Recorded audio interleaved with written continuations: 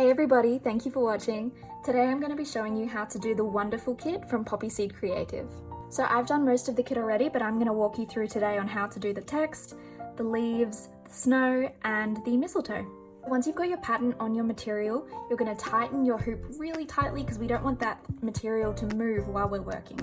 So we're going to get our thread and we're going to cut about 30 to 50 centimeters of thread. We don't want it any longer than this, otherwise it's just going to be a bit too hard to manage at the back. So once you've cut your thread, you're going to get your needle and we're going to thread the needle. A big tip I have for threading your needle is wetting the end of your thread, flattening it with your fingers, and then it'll go through a lot easier. So before we begin our text, we're going to tie a knot at the very base of the longer tail of thread. This is just going to stop the thread from coming through the material, and then we're going to double knot that as well so it doesn't come through. Now for the text, we're using backstitch and we're going to be doing the letters as if we were actually writing them. This will help to give it a really natural effect.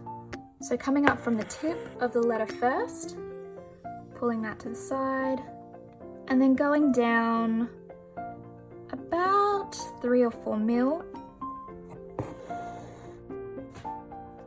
So again, leaving a bit of a gap, coming up through the thread and then back down through that original hole that we went down in. And then coming up through that hole, going across and back down. So it's basically under over, and we're doing that for the whole text. So as you can see, I've left longer bits of thread here, and then because this is on an angle, it's a smaller bit. So if you're starting your project from the beginning, it's important that you follow the text in the direction that you'd normally write.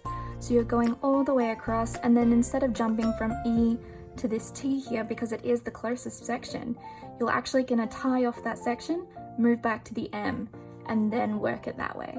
Otherwise you'll end up going backwards and things won't overlap where they're supposed to.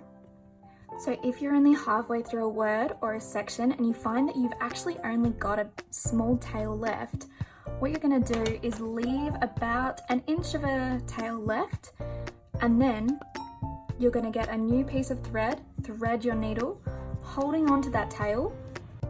You're going to start from where you left off, holding onto that tail as well. So now you've got 2 tails. Then you're going to continue your project just for a little bit while holding those 2 tails at the back so that the second tail is locked into place. Then we're going to flip it over and tie these 2 tails together to make sure they are out of the way and secure. To do that, we're just going to do a normal knot.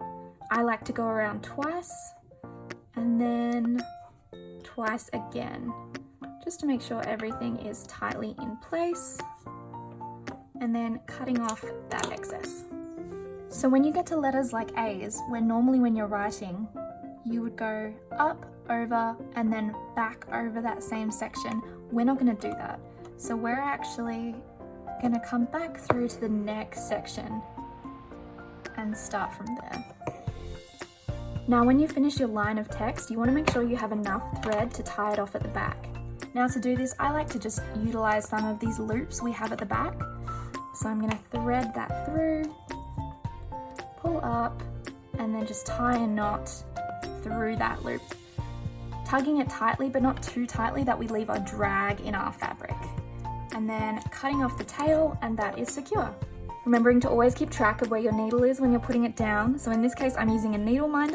It's just a magnetic little accessory that clips onto the back of my project. Now the next section we're going to do is the greenery.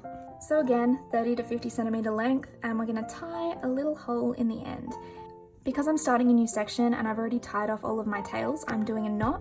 However, if you're starting next to a section that already has a tail somewhere at the back, you can actually tie those 2 tails together like we did in the middle of year here.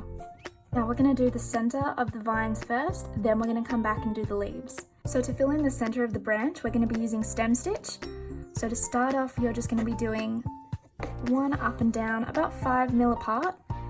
Then we're going to come back up through the hole that we just created, making sure not to go through that knot that we used as well to hold our thread at the back, and then pulling through, and then again another 5 mil, pushing through, making sure to hold all of the excess in our left hand, and then back up through that hole that we created.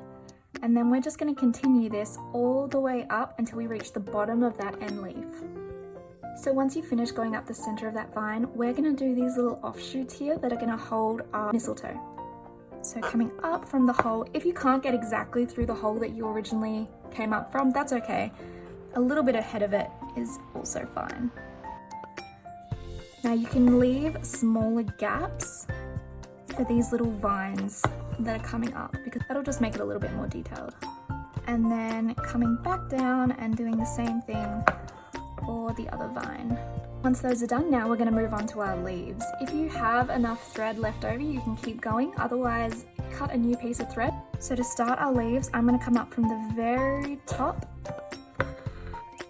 and then going down where you want the center at the bottom of that leaf to be. From there, we're going to go just next to that section and then just slightly down and then back through that hole we already made down there. You want to make sure all of your threads that are coming up through the top of the leaf are going through the same hole at the bottom of the leaf. So then we're going to again come a little bit further down, leaving a tiny bit of gap this time as well.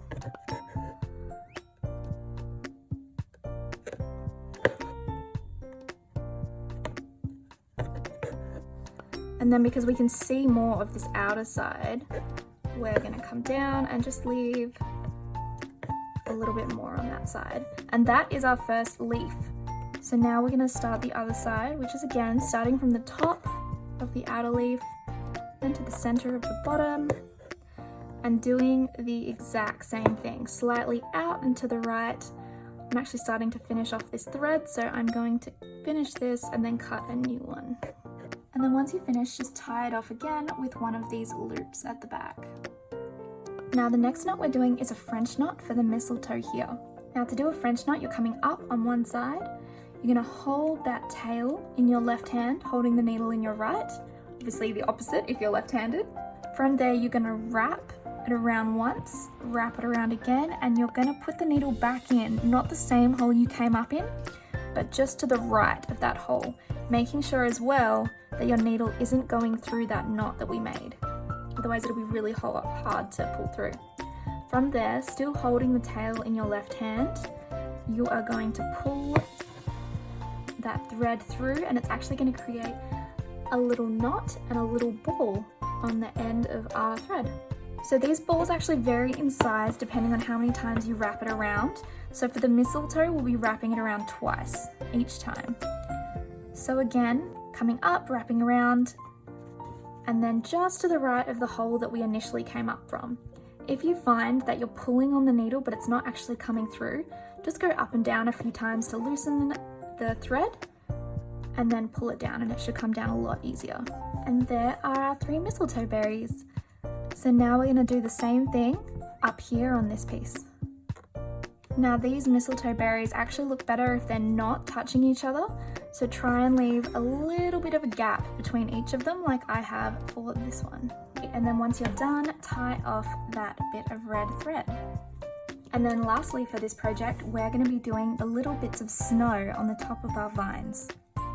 So to do that, we're going to be doing French knots again, but we're only going to wrap the thread around the needle once instead of twice. So instead of little balls, it's hopefully going to look a little bit like snow caps on these leaves. Now you're going to be doing these where it falls naturally. So on this side, it's on the top of all the branches in the leaves, and on this side you can see it's resting on the top of the leaves. So over here the snow is going to fall on the tops of the leaves, so we want to cover that, maybe like 3 or 4 French knots for each leaf. So again, to do a French knot, coming up, but we're only going to wrap it once, and then just next to the hole that we created, and then back down. And we're going to place these French knots really close together so they look nice and bunched up and more like a snow cap than little balls. So you can see I've done 3 there. Now I'm going to go up to these 3 and then up here. So once you've finished your snow, you are almost all done. The only thing left to do is to tuck in all of these pieces here. To do that, we're going to be using a folding method where you're sewing and folding as you go, so it's nice and tucked in. I'll put the link in the description of a video I've filmed before that shows a really detailed way of doing that. So once your kit is complete and you're looking to hang your piece, something I recommend doing is getting a bit of excess gold thread, creating a loop and tying the two ends together. Once you've done that, you can actually wrap these around the top of your hanging and hang it on a wall like that. If you've created too big of a loop as well, like I have, you can wrap it round a few times until it's as small as you need it. Thank you so much for watching, guys, and happy stitching!